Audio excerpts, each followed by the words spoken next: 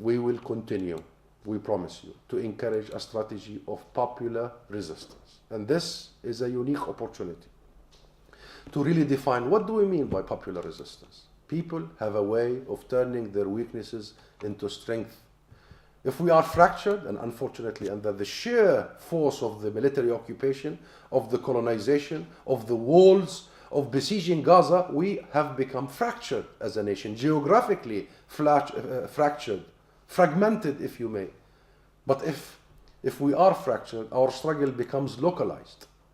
Witness, for instance, the thousands of Christian and Muslims who took to the streets in Jerusalem not long ago, bringing it to a standstill and reclaiming their rights to their city and holy sites, defeating Netanyahu when he attempted at altering the nature and identity of their city and erecting electronic gates and imposing sanctions on them. They have won that battle peacefully, non-violently, by using the prayer mattress as a method of resistance. What a scene, what dignity of the people, our people in Jerusalem.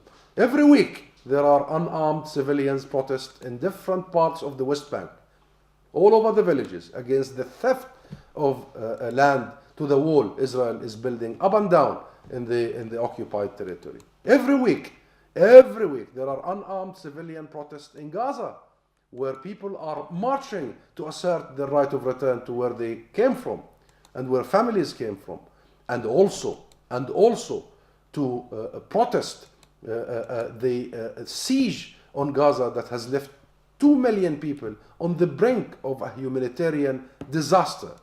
This is popular resistance. Popular resistance is surviving on our land despite all the above. It is building our institutions like schools, universities, businesses, and industries.